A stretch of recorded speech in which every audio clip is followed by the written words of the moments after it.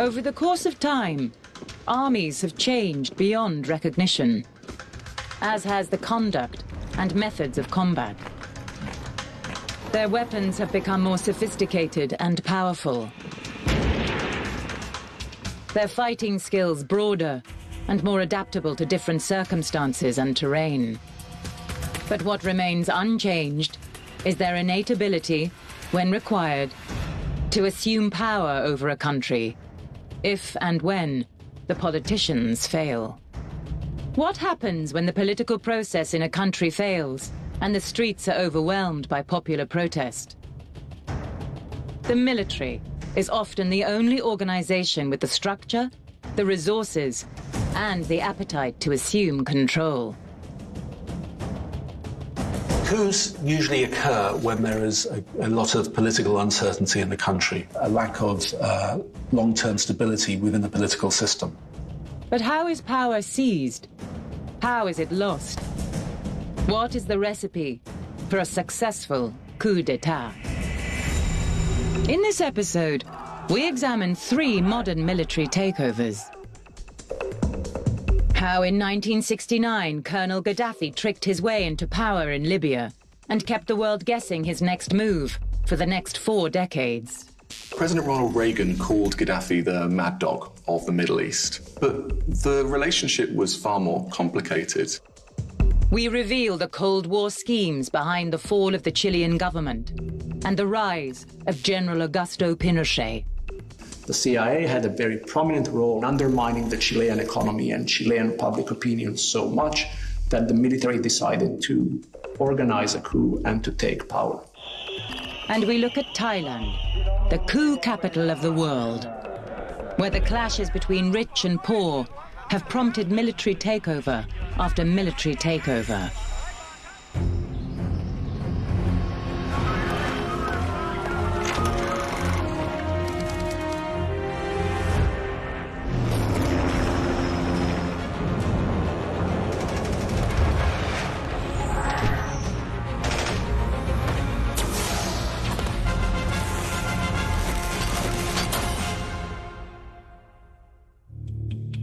When the Libyan government fell in 1969, it was not unexpected.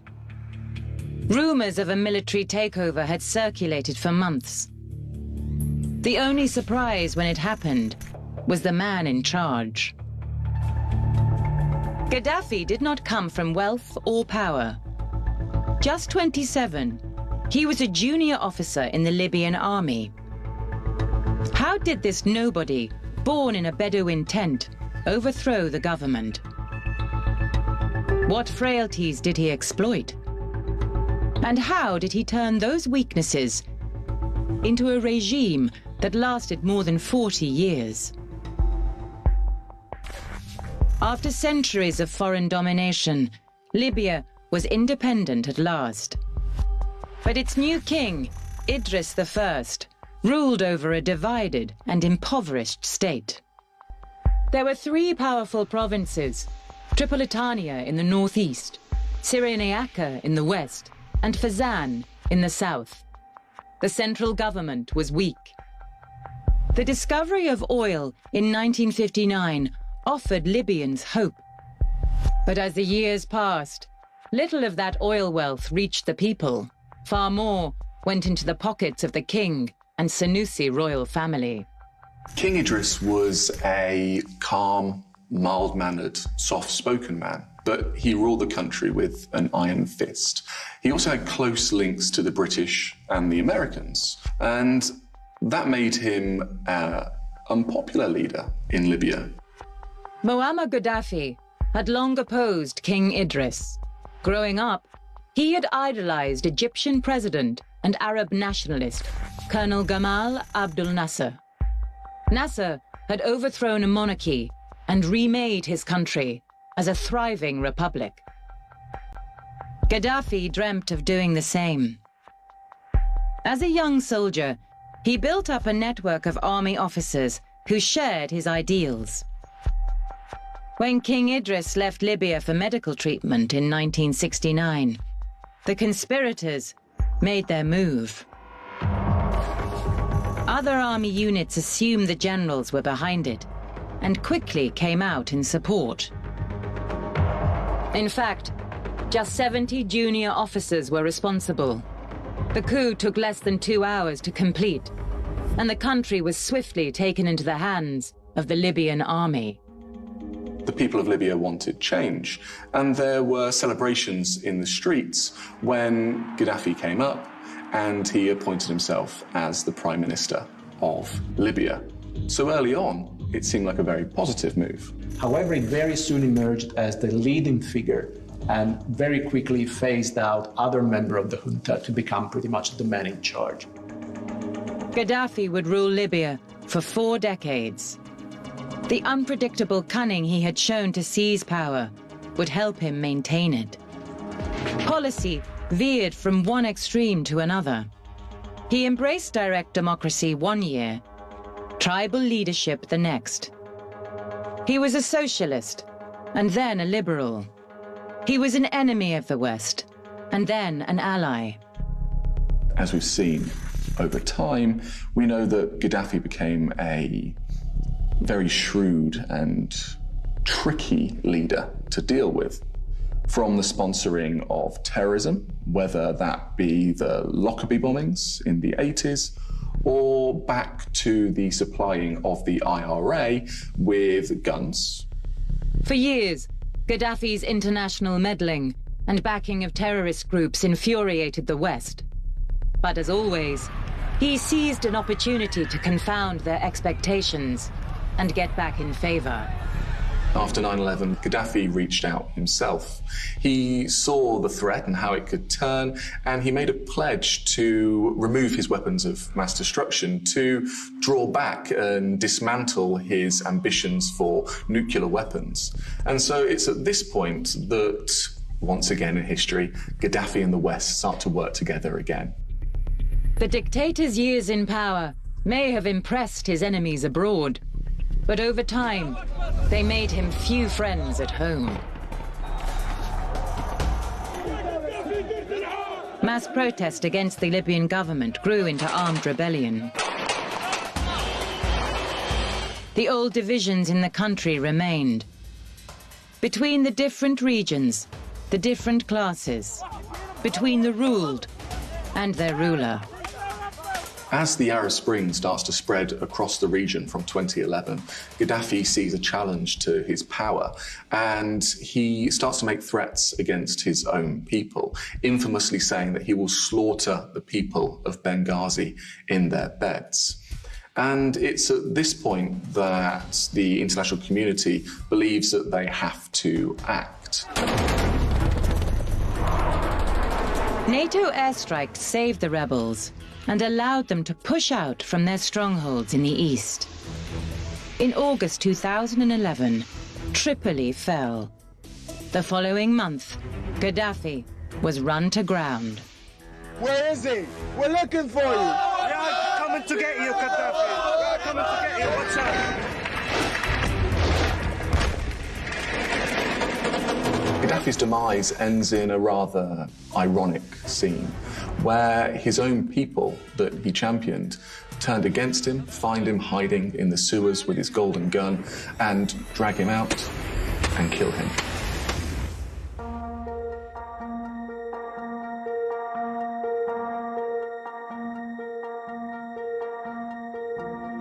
Gaddafi had exploited Libya's weaknesses to mount his coup, but his rule did little to resolve them. His cunning had helped him take power. Yet his divisive schemes and his reckless extravagance with the country's wealth left him exposed when NATO finally intervened. If Gaddafi had foreign powers to blame for his downfall, another military dictator had them to thank for their long reign.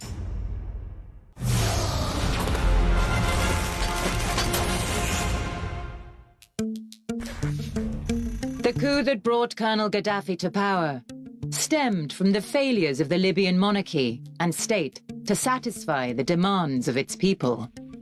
But to explain a coup, sometimes we must look outside of a country as well.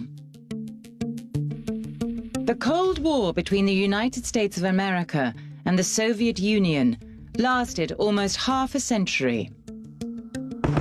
Direct conflict was avoided, but there were countless proxy battles as the two superpowers tussled for domination in key strategic spheres of influence. Coup d'etat became a weapon in this war. The Soviet Union backed military takeovers in Czechoslovakia and Bulgaria. They funded revolutionary groups across the world. The United States toppled the nationalist government of Iran in 1953 in favor of the Shah, Reza Pahlavi. They helped depose the left-wing president of Guatemala, Jacobo Arbenz. And in the 1960s, their attention turned to Chile. Chile had been an ally of the United States for years. It seemed a stable and secure democracy. The United States pumped a lot of funds and a lot of money into Chile and into Chilean economy and into the development of Chilean society. The United States had big economic interests in Chile. Chile was the largest copper producer in the world, and copper is a strategic material. And two US companies, Kennecott and Anaconda, controlled 80% of Chile's copper production, so they had a massive stake in Chile. But the United States also saw a threat growing in the country from a new socialist political powerhouse. He was a doctor. He loved fine wine and expensive suits. And he was also a Marxist. Salvador Allende was born into quite a wealthy but radical family in Valparaiso, a port town. At school, Allende was a very good scholar. He was very gifted academically. He was a very confident person. He told his school friends at the age of 16 that he wanted to be president. Allende was charming and persuasive. His expensive tastes left him open to mockery. But they also reassured the Chilean middle class that he was not so different from them. Allende first stood for president in Chile in 1952. He won just over 5% of the vote.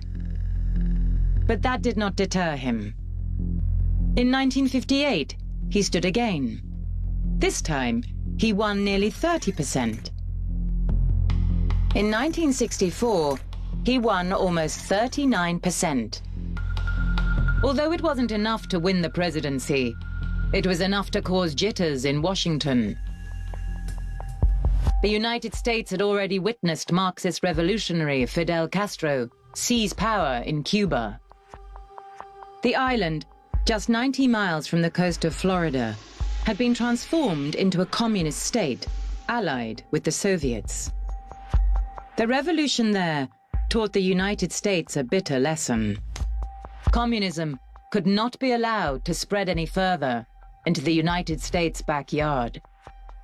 Even before the Cold War, the United States had typically aligned with right-wing, often authoritarian governments and regarded even the most moderate reformers as a threat to their interests. Latin America became an arena of Cold War confrontation starting in the 1960s.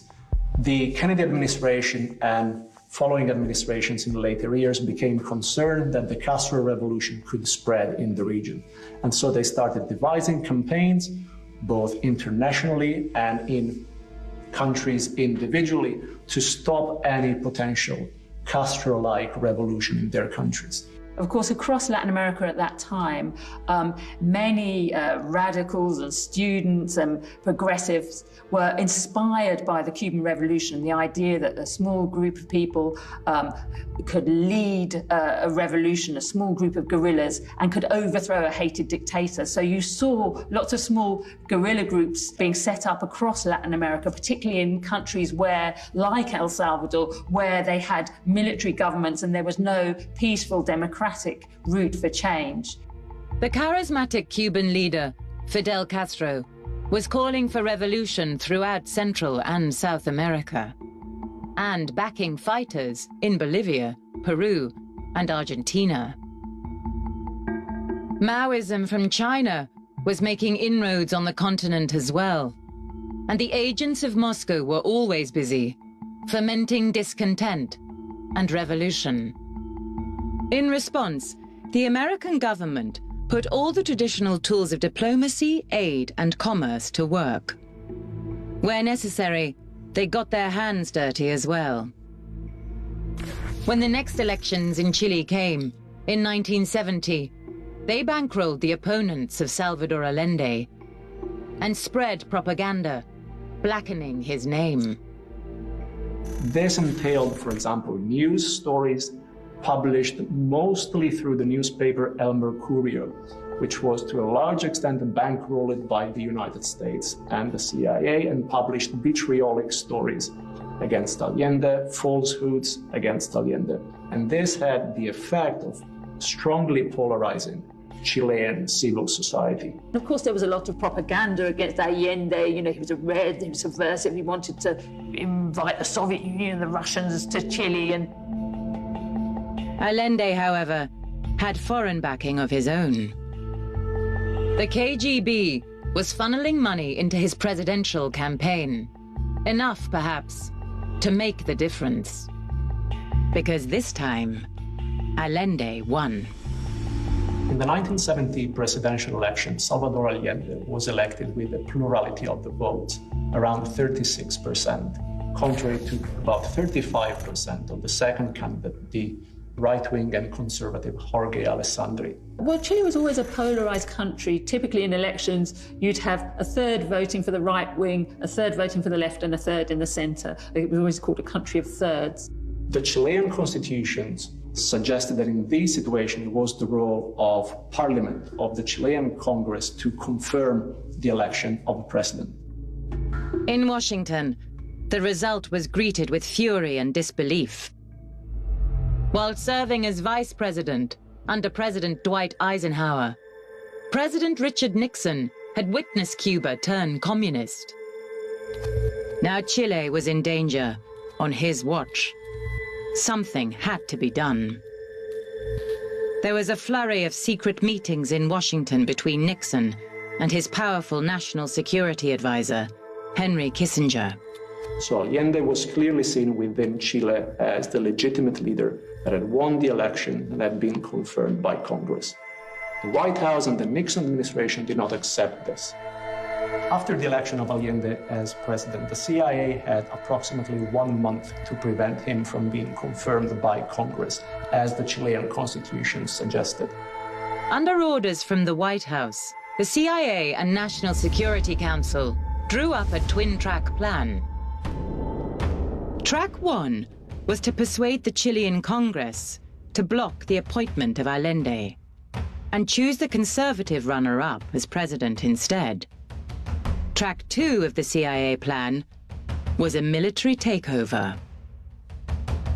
Chilean army officers were recruited to carry out a coup. But the plotters botched it.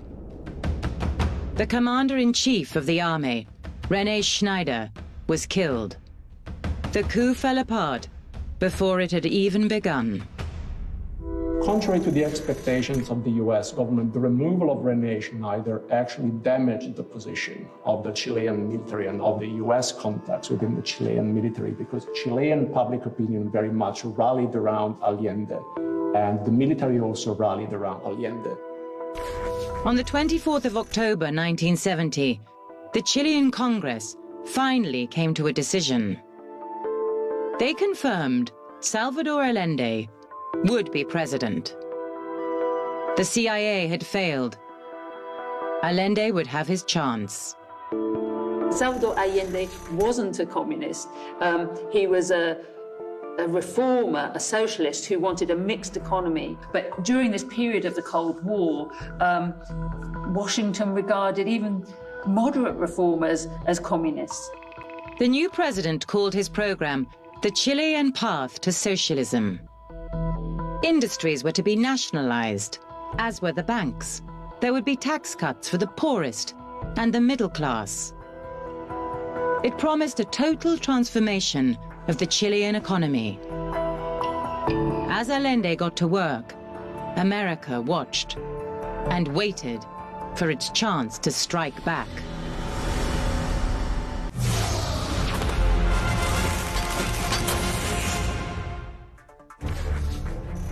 On November the 3rd, 1970, Salvador Allende became president of Chile. The efforts of the American government to prevent him taking office had failed. A Marxist was in power in Chile. The question for Nixon, his national security advisor Henry Kissinger, and the CIA was how to get rid of him, by fair means or foul.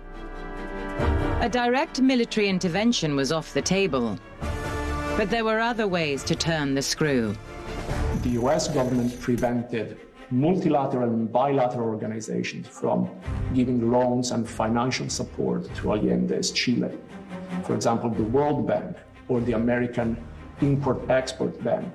They were all prevented from supporting Chile and Chilean requests for loan.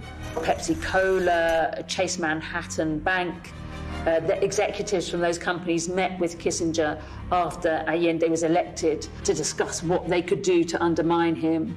This was a very broad effort by the US government and the CIA, which included psychological warfare, political warfare, and economic warfare, with the aim of strangling the Chilean economy. While Allende remained popular in Chile, however, there was a limit on what could be done. By 1972, however, that was beginning to change. Growth had stalled. Inflation was spiking. Basic goods were disappearing from the shelves, and a black market was flourishing, both in Santiago and further afield.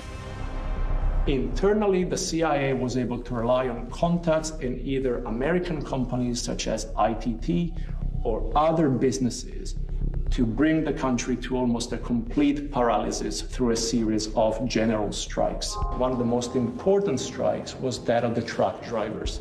Chile geographically relied very much on the use of trucks for the transport of goods. And so when the truck drivers stopped, this really fostered a coup climate. By the summer of 1973, Chile was in the grip of an economic and political crisis. As the economy suffered, the politicians bickered. Allende and the Congress each accused the other of breaching the Constitution. The Congress called on the armed forces to intervene. Allende appealed to the workers to show their support, and the sense of chaos in the country soon deepened. In August, the commander-in-chief of the Chilean army, General Carlos Prats, resigned. General Prats believed he had lost the confidence of the army and could no longer serve as its commanding officer. The president moved quickly to replace him with another loyalist officer, a man Allende believed could keep the army in line. A man he believed he could trust. General Augusto Pinochet was 57 years old. He was a career soldier who had risen steadily up the ranks of the Chilean army. Salvador Allende actually appointed Pinochet as the head of the armed forces because they thought he was a loyalist. And Pinochet actually told Allende, "I'll lay down my life to defend your constitutionally elected government." But Pinochet was lying. He would take his chance to seize power. The coup began in the early morning of September 11th, 1973. The Chilean Navy seized the port city of Valparaiso. In the capital, Santiago, army units took control of television and radio stations. Telephone lines were cut. The airports closed. Allende took cover in the presidential palace. He tried to reach his commander-in-chief, but Pinochet was not responding. The truth soon became clear. The supposedly loyal, reliable Pinochet was one of the plotters. On the day of the coup, the army went up into the shanty towns, into the working class areas, and began to shoot and kill and arrest known trade union activists, people who they thought might organize opposition to the coup. About noon, the Chilean Air Force in British-made Hawker Hunter jets bombed the presidential palace, an unprecedented event. On the day of the coup, Allende was in the presidential palace, and the presidential palace was bombed by the military and by the coup plotters. And to this day, it remains somewhat controversial how Allende died. He gave a final speech defending Chile, defending his political program and defending his ambitions. As soldiers closed in, Allende sat down on the sofa in his office. He took up an AK-47 rifle, a gift from Fidel Castro, and shot himself in the head. A council of military leaders took power in Chile, but it was General Pinochet in charge. The new regime moved quickly to consolidate its power. When Pinochet came to power, there were many who welcomed the stability, the law and order that he brought in. Part of this process was the creation of the DINA, the National Intelligence Directorate. This was a sort of CIA-type organization. Also, ironically, the US government and the CIA defined it as a Gestapo-like organization. And they set up prison camps, but also secret torture centers in Santiago and across the country. And they carried out the most horrific psychological and physical tortures. One of the main efforts of the directorate was to keep an eye on the other military figures within the regime to guarantee their loyalty towards Pinochet. Publicly, the United States government criticized these human rights abuses. Behind the scenes, however, many in Washington regarded Pinochet's coup as a triumph of American policy and were willing to move heaven and earth to support him. The Chilean economy was stumbling. America gave it a shove. Chilean society was polarized. America fueled that division. The Chilean armed forces were unhappy. America let them know nothing would be done to stop their uprising.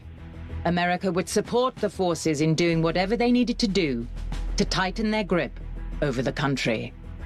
The coup led in Chile by a military junta was the culmination of about 3 years of CIA and US government pressure on the government of Chile and on Chilean public life and on Chile's economy.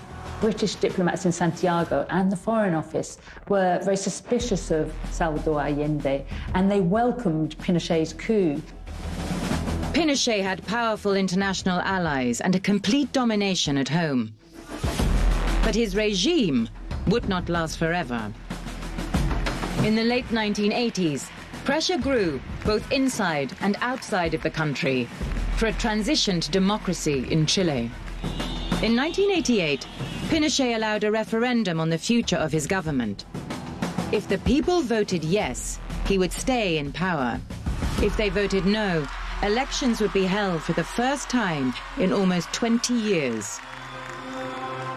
The people chose democracy. They're here to say no to Pinochet, to his regime, to torture, and they're here to fight for human rights in this country. In 1989, a new president of Chile was elected. But Pinochet remained head of the army and a powerful political force.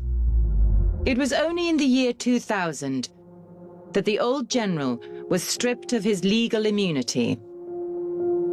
6 years later, he died at the age of 91, without ever having to face justice for his regime's crimes.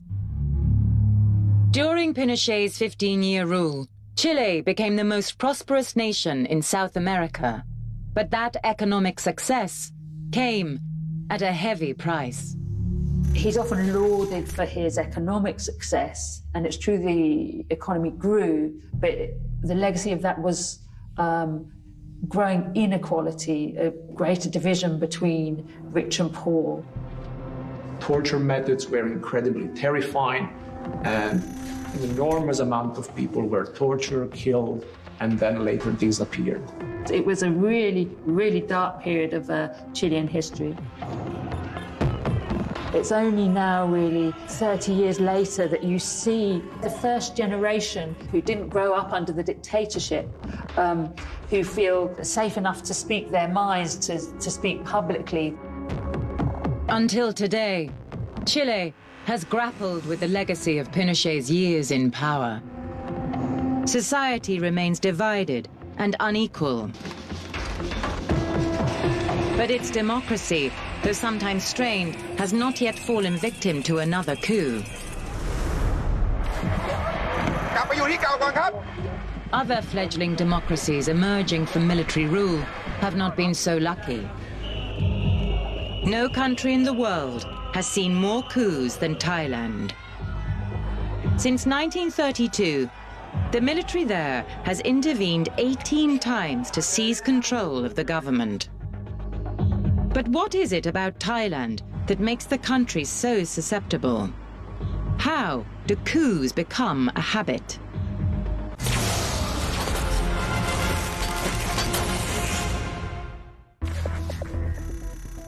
No blood was spilled in the coup. Tanks were seen on the streets. Then generals on the television. The civilian government was quickly deposed.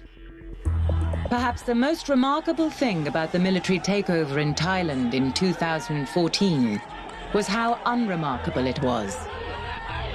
Being in the city, not a lot seems to have changed. Are you worried? Not at all. Not at all.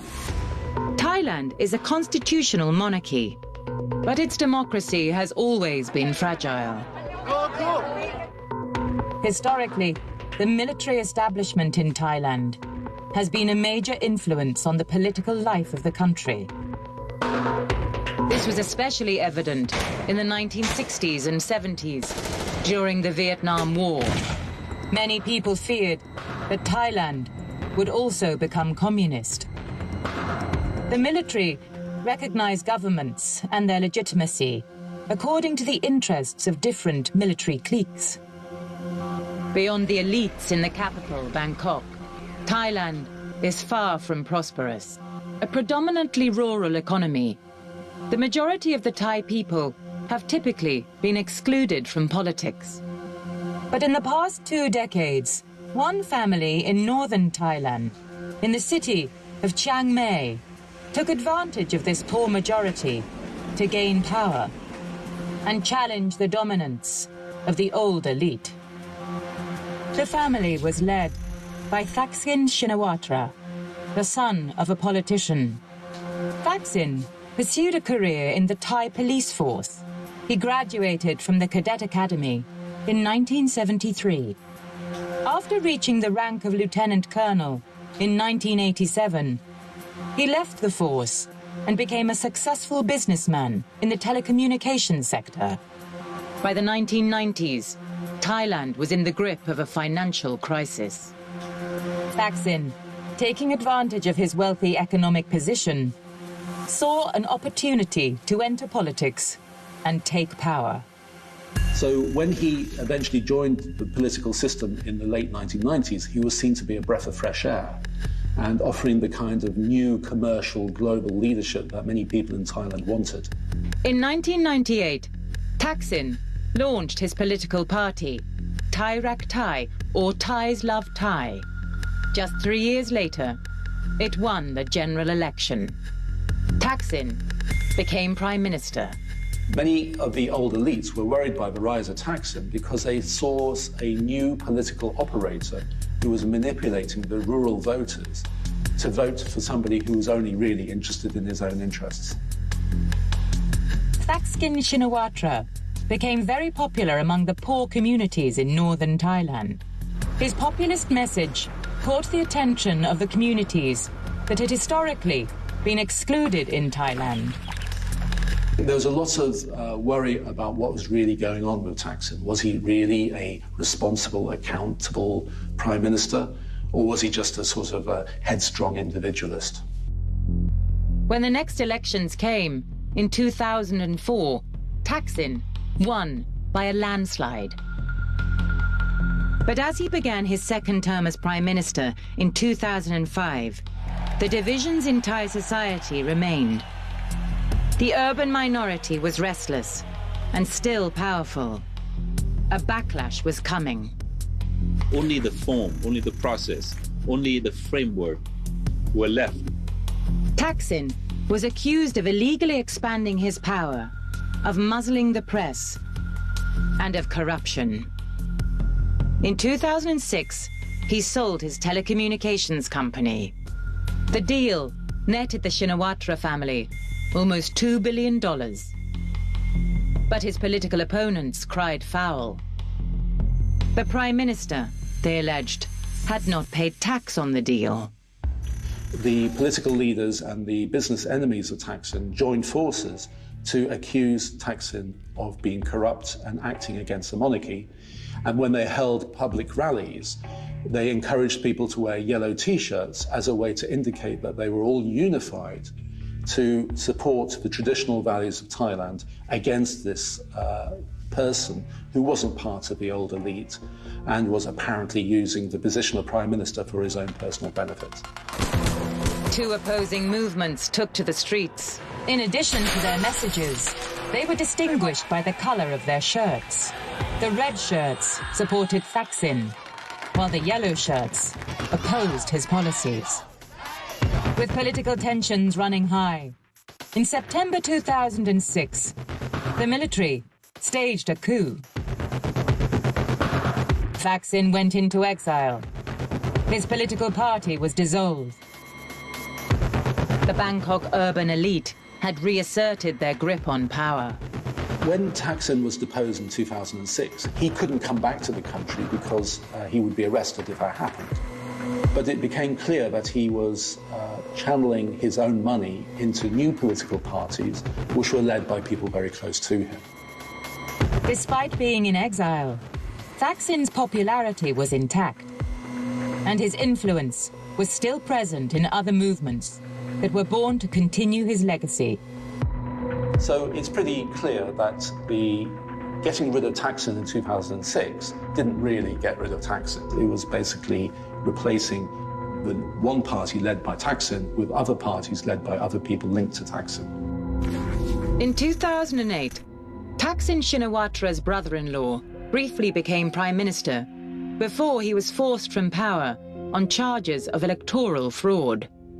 Then, in 2011, Thaksin's younger sister became Prime Minister after a landslide election win. The new Prime Minister promised to bring the country together. But another political crisis quickly followed, as anti-Shinawatra's protesters took to the streets again. The Prime Minister, Yingluck Shinawatra, was under extreme pressure from different people. The traditional elites of Thailand were criticizing her for supporting Thaksin's objectives and for preparing an amnesty bill which might have allowed Thaksin to come back to power. For many in Thailand, Yingluck's insistence on the issue of amnesty for Thaksin over other essential demands meant the beginning of the end. Meanwhile, the rice farmers were complaining that they weren't getting paid under the rice subsidy bill, and the rest of the country were criticizing Yingluck for introducing the bill in the first place. Basically, her authority began to decline, and it created another occasion when the military could stand up and say, this is our time to take over, we have to act in the interest of the country, and basically the country accepted it as a solution. In May 2014, the courts ordered Yingluck to step down. Days later, the military made its move. Martial law was declared. The Senate and government were dissolved. A military council was established to rule in their place. Yingluck was deposed by a coup in 2014. Just 2 years later, King Bhumibol died. He had been ruling Thailand for 70 years. And I think it's pretty clear that the military were also concerned that any political instability in the government at that time might possibly have led to political unrest or some kind of instability in the government of the country. Like her brother before her, Yingluck fled the country.